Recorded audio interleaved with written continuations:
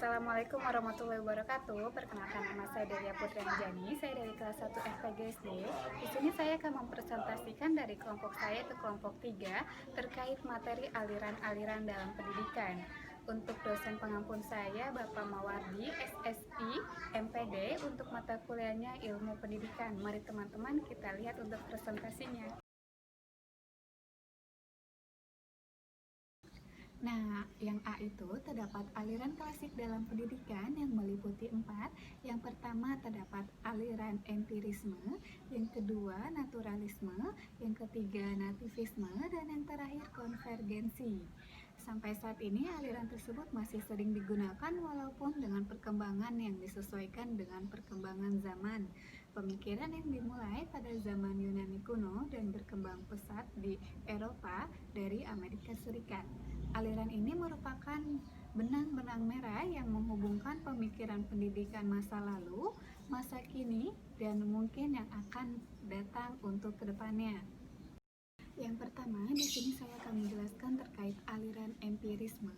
Aliran empirisme bertolak dari Lockean tradition yang mementingkan stimulasi eksentral dalam perkembangan manusia dan menanyakan bahwa perkembangan anak tergantung pada lingkungannya. Sedangkan perkembangan tidak dipentingkan, John Locke 1740 hingga 1932 yang mengembangkan teori tabula rasa, yakni anak lahir di dunia bagaikan kertas putih yang bersih. Kertas putih akan mempunyai corak dan tulisan yang digores oleh lingkungan. Menurut aliran ini, pendidikan sebagai faktor luar memegang peran penting sebab pendidikan menyediakan lingkungan pendidikan bagi anak dan akan menerima pendidikan sebagai pengalaman. Nah, yang kedua ini terdapat aliran nativisme ya teman-teman. Saya akan menjelaskan terkait aliran ini, yaitu bertolak dari Leibnizian tradition yang menekankan kemampuan dalam diri anak, sehingga faktor lingkungan termasuk faktor pendidikan kurang berpengaruh terhadap perkembangan anak. Schopenhauer, filsuf Jerman 1788 hingga 1860, ia berpendapat bahwa bayi lahir itu sudah dengan bawaan baik dan buruk. Istilah nativisme dari asal kata natie yang artinya adalah terlahir. Aliran ini berpendapat bahwa perkembangan individu ditentukan dari faktor bawaan sejak lahir. Baik, di sini apakah teman-teman sudah mengetahui arti dari aliran naturalisme atau aliran yang ketiga? Dan di sini saya akan menjelaskan terkait aliran naturalisme.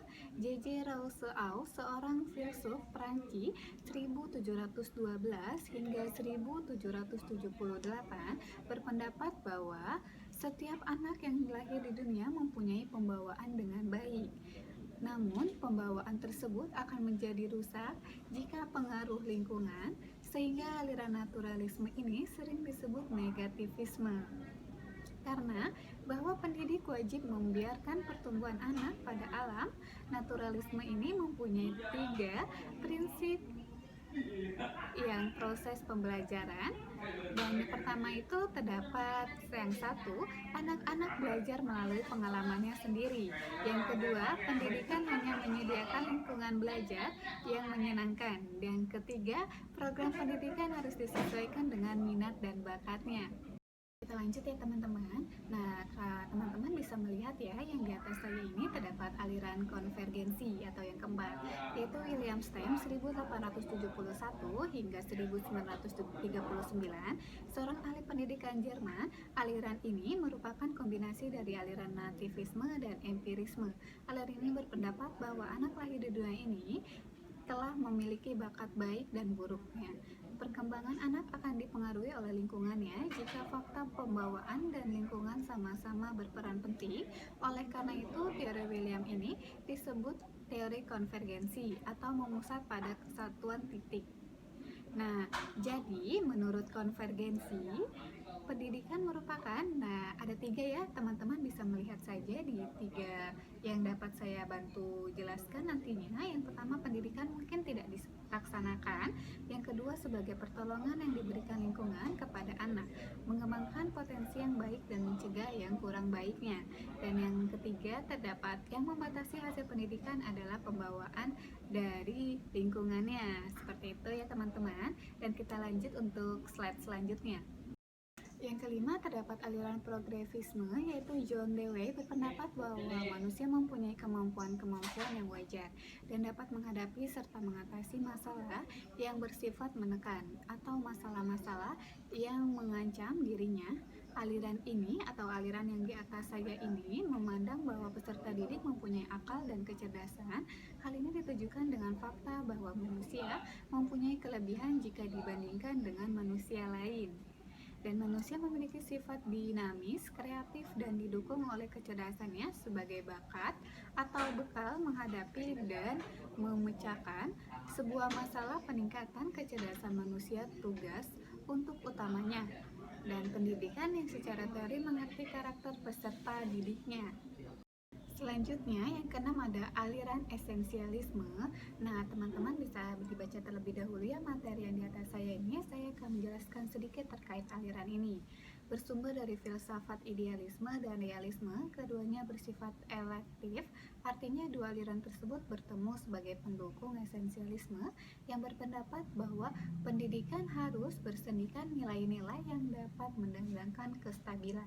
Artinya nilai-nilai itu menjadi sebuah tatanan yang menjadi pedoman hidup sehingga dapat mencapai kebahagiaan berasal dari kebudayaan dan filsafat yang korelatif selama 4 abad yang lalu, yaitu zaman Renaissance. Pandangan tantangan pendidikan dari tokoh pendidikan Renaissance adalah Johann Comenius 1592 hingga 1670, Johann Friedrich Herbart 1776 hingga 1841, William T. Harris 1835 hingga 1909. Yang ketujuh, terdapat aliran perennialisme. Tokoh dalam aliran ini yaitu Plato, Aristoteles, dan Thomas Aquino memandang bahwa kepercayaan aksiomatis zaman kuno dan abad pertengahan perlu dijadikan dasar pendidikan sekarang. Pandangan aliran ini adalah belajar untuk berpikir. Pada awalnya peserta didik diberi kecakapan dasar seperti membaca, menulis, dan berhitung. Selanjutnya perlu dilatih pula kemampuan yang lebih tinggi seperti berlogika, retorika, dan bahasa. Yang B, terdapat konsep pendidikan Ki Hajar Dewantara. Yang pertama itu terdapat biografi singkat terkait Ki Hajar Dewantara. Ki Hajar Dewantara lahir pada tanggal 2 Mei 1889. Ayahnya bernama Kanjeng Pangeran Haryo Suryaningrat, putra Kanjeng Gusti Hadapati Haryo Suryo Sastra Ningrat yang bergelar Sri Paku Alam 3. Ki Hajar Dewantara merupakan putra kelima dari 9 bersaudara. Ki Hajar Dewantara terlahir dengan nama asli Raden Masuwardi Suryaningrat atau Ensiklopedi Nasional Indonesia 1989-330. Selanjutnya, Ki Hajar Dewantara pertama kali masuk Europécide Laguerre School. Setelah tamat dari Europécide Laguerre School, Ki Hajar Dewantara melanjutkan pelajarannya ke Stovia, singkatan dari School Post Opleiding van Insider Arset atau Arsten. Kemudian bersama dengan Cipto Mangunkusumo pada permulaan Juli 1913 membentuk Komite Toel Herdenking van Nederlands Handrijke Vrijheid atau Panitia Peringatan 100 Tahun Kemerdekaan Nederland. Dalam bahasa Indonesia disingkat Komisi Bumi Putra. Nama Ki Hajar Dewantara sendiri memiliki makna sebagai guru yang mengajarkan kebaikan, keluhuran, keutamaan. Pendidik atau sang hajar adalah seseorang yang memiliki kelebihan di bidang keagamaan dan keimanan, sekaligus masalah-masalah sosial terkait kemasyarakatan. Selanjutnya, Ki Hajar Dewantara merupakan sosok yang sangat kreatif, inovatif, dinamis, jujur, sederhana, konsisten, konsekuen, berani, dan bertanggung jawab, sehingga disegani oleh banyak orang, baik itu kawan maupun lawan. Dan tanggal lahir Ki Hajar Dewantara sendiri pun tanggal 2 Mei, kemudian dijadikan sebagai Hari Pendidikan Nasional di Indonesia.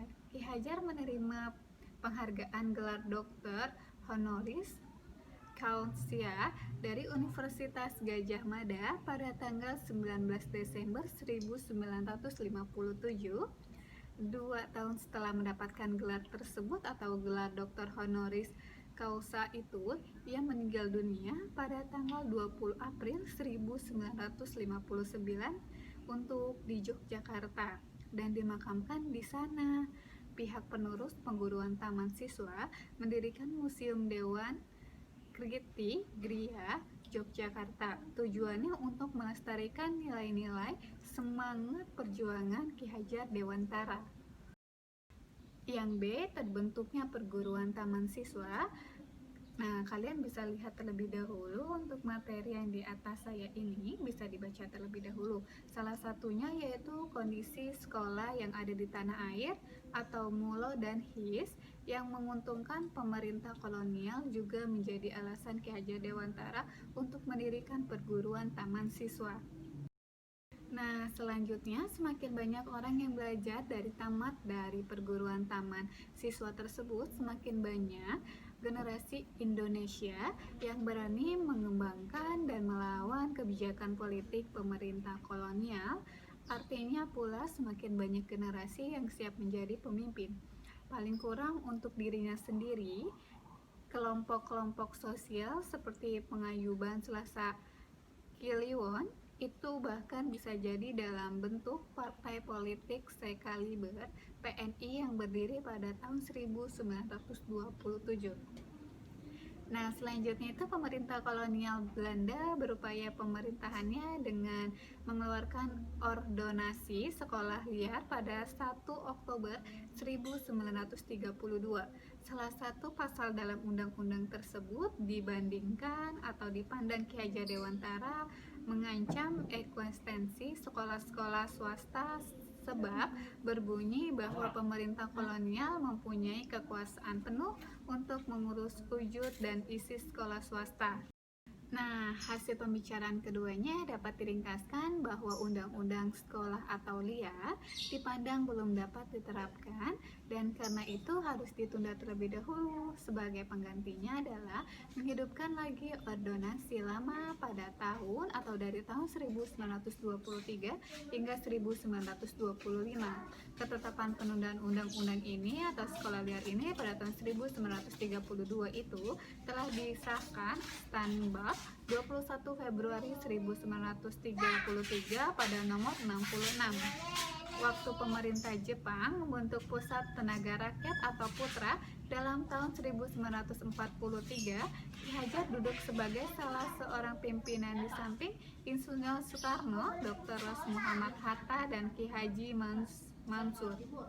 Nah, nama Ki Hajar Dewantara bukan saja diabadikan sebagai seorang tokoh dan pahlawan pendidikan atau Bapak Pendidikan Nasional yang tanggal kelahirannya 2 Mei dijadikan sebagai Hari Pendidikan Nasional, tetapi juga ditetapkan sebagai pahlawan pergerakan nasional melalui surat keputusan Presiden RI pada nomor 305 tahun 1959 pada tanggal 28 November 1959. Nah, yang C itu terdapat asas pendidikan perguruan taman siswa. Taman siswa yang didirikan oleh Ki Hajar Dewantara di Yogyakarta pada tanggal 3 Juli 1922 yang bertujuan untuk menggantikan sistem pendidikan dan pengajaran Belanda dengan sistem baru berdasarkan kebudayaan sendiri. Maka diterapkan asas-asas pendidikan dan dasar-dasar. Asas pendidikan ini dikenal sebagai Asas 1922. Yang kedua itu terdapat sistem pendidikan Ki Hajar Dewantara. Nah, teman-teman bisa dibaca terlebih dahulu ya. Di sini saya akan menjelaskan untuk terkait sistem ini. Corak pendidikan menurut Ki Hajar Dewantara sendiri pun haruslah bersifat nasional. Artinya secara nasional pendidikan harus memiliki corak yang sama dengan tidak mengabaikan budaya lokalnya. Yang kedua, pendidikan yang dicetak-cetakan oleh Ki Hajar Dewantara itu adalah pendidikan nasional. Falsafah pendidikan Ki Hajar Dewantara bukan semata-mata sistem pendidikan perjuangan, melainkan bukti atas suatu pernyataan falsafah dan budaya bangsa Indonesia sendiri. Yang selanjutnya, Ki Hajar Dewantara mengembangkan sistem pendidikan melalui perguruan taman siswa yang mengartikan pendidikan sebagai upaya suatu bangsa untuk memelihara dan mengembangkan benih turunan bangsa itu. Nah, yang terakhir itu terdapat dalam pelaksanaan pendidikan, Ki Hajar Dewantara menggunakan sistem AMO sebagai perwujudan konsepsi beliau dalam memperkan anak sebagai sentral proses pendidikan. Maka setiap pamong dalam proses pendidikan diwajibkan bersifat ing ngarta sing talada ing madya mangun karsa dan tri tuturi handayani. Nah, teman-teman, itu saja yang dapat saya bantu presentasikan terkait materi dari kelompok saya atau kelompok 3, yaitu aliran-aliran dalam pendidikan. Sebelumnya mohon maaf sekali apabila terjadi kesalahan dalam pengucapannya. Semoga bermanfaat ya untuk materi atau presentasi ini.